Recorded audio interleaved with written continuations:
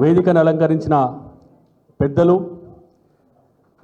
BRS party రాష్ట్ర రథసారథి గౌరవనీయులు వర్కింగ్ ప్రెసిడెంట్ అన్న రామన్న గారికి, మనందరి అభిమాన నాయకుడు అన్న హరీష్ అన్న గారికి, మరి పద్మక్క గారికి, సుభాష్ అన్న గారికి, షజరెడ్డి అన్న గారికి, మరి ఈరోజు ఈ చేరిక సందర్భంగా విచ్చేసినటువంటి ముఖ్య నాయకులందరికీ కూడా నా శిరస్సు వంచి నమస్కారాలు తెలియజేస్తూ ఉన్నాను.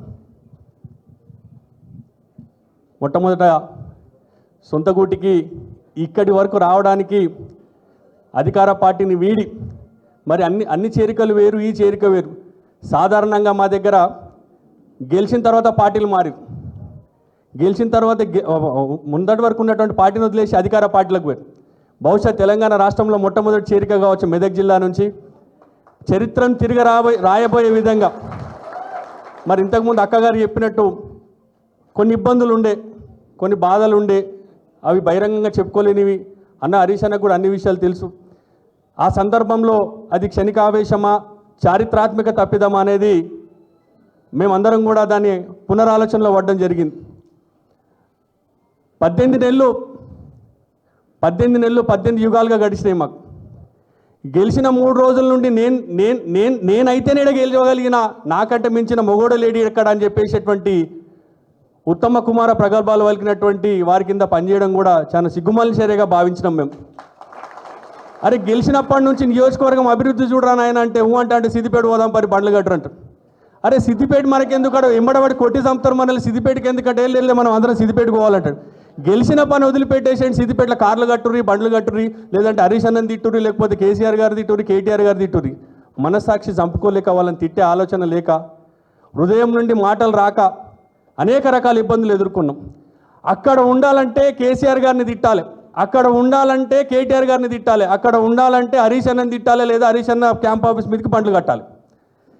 ఇటువంటి ఒక ఆలోచన విధానం ఉన్నటువంటి నాయకుల కింద 18 ఏళ్ళుగా పనిచేసి చాలా బాధపడ్డామన్న మేము.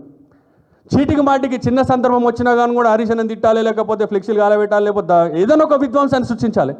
నాయకుడు అనేటోడు అభివృద్ధి వైపు ఆలోచన చేయాలి కానీ విధ్వంసం వైపు కాదనేది మేము హరీష్ అన్న కింద నేర్చుకున్నటువంటి శిష్యరికంగా వాళ్ళకి ఎంతకాలం చెప్పినప్పటికీ కూడా మనసులో పట్టించుకోవాలి.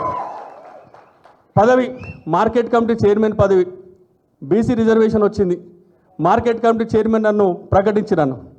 ఇక ప్రకటించినప్పటి నుంచి కూడా ఒక రకమైనటువంటి మా మీద ఓ నిఘా, వీళ్ళంతా హరీష్ అన్న మనుషులే, ఎప్పటికైనా హరీష్ అన్నకు సంబంధించినటువంటి షాడోలే, లేదంటే టీఆర్ఎస్ పార్టీకి కేసీఆర్ గారికి అభిమానులు, వీళ్ళకి నరనరాన గులాబీ రక్తం ఉంది, పదవి ఇద్దామా వద్దా అని చెప్పేసి అట్లా అనేక రకాల బాధలు, పదవికి అయినప్పటికీ కూడా మా మీద మమ్మల్ని అనుమానాస్పదంగా మాట్లాడేటువంటి మాటలను కూడా ఎదుర్కొన్నాం. అనేక రకాల అవమానాలను ఎదుర్కొన్నామన్నా. ఒక రకంగా కూడా నన్ను నరేంద్రను, గంగా నరేంద్రను కూడా, అంటే మా కన్న తల్లిని కూడా తిట్టించుకున్నటువంటి పరిస్థితి వచ్చిందని. అక్కడ మేము చేసినటువంటి తప్పిదం, పొరపాటును మనస్ఫూర్తిగా మమ్మల్ని అన్న మొదటి రోజు మా బాధను చూసి అన్నని పిలిపించి, హరీష్ అన్న పిలిపించి మాట్లాడడం జరిగింది. అన్నిచ్చినటువంటి ధైర్యం, ప్రోత్సాహం ఇక్కడి వరకు భవన్ వరకు నడుచుకుంటూ వచ్చినాం, మళ్ళీ సొంతింటికి చేరినటువంటి పరిస్థితి. కానీ మళ్ళీ టీఆర్ఎస్ పార్టీకి మెదక్ నియోజకవర్గ చేరిక ద్వారా రాష్ట్ర వ్యాప్తంగా మళ్ళీ కేసీఆర్ గారే తెలంగాణ రాష్ట్రానికి శ్రీరామ రక్ష పరిస్థితి నేటితోని మొదలైందని చెప్పి సందర్భంగా తెలియజేస్తూ ఉన్నాం. కృష్ణుడు భగవద్గీతలో ఒక మాట చెప్తాడు, పవిత్రానాయ సాధూనాం వినాశాయ చతుష్కృతాం ధర్మ సంస్థాపనార్థాయ సంభవామి యుగే యుగే. ఏ యుగంలో అన్యాయం, అధర్మం ఎక్కడైతే విర్రవిగుతుందో ఆయా యుగములలో ఈ ధర్మాన్ని కాపాడడానికి, న్యాయాన్ని కాపాడడానికి నేను వస్తానని చెప్పేసి ఆనాడు కృష్ణుడు అర్జునుడితో ఈ విధంగా చెప్పిండు. ఇక్కడ ఉన్నటువంటి కృష్ణార్జునుల సమక్షంలో పనిచేయడానికి మేము అందరం కూడా సిద్ధంగా ఉన్నామని సందర్భంగా తెలియజేస్తూ ఉన్నాం. మమ్మల్ని తిరిగి హక్కున చేర్చుకొని బిడ్డలాగా, తమ్మునిలాగా ఆదరించి మరి బీఆర్ఎస్ పార్టీలో మమ్మల్ని మరోసారి కూడా మేము చేసిన పొరపాట్లే కావచ్చు, మేము చేసినటువంటి కొడుకు దారి తప్పితే తండ్రి సక్రమ మార్గంలో నడిపినట్టు మేము తప్పినటువంటి దారిని మా హరీష్ అన్న తండ్రి రూపంలో మమ్మల్ని సక్రమైన దారిలోకి తీసుకొచ్చి తిరిగి బీఆర్ఎస్ పార్టీకి మీ సేవలు అవసరం అని చెప్పేసి మమ్మల్ని తీసుకురావడం జరిగింది.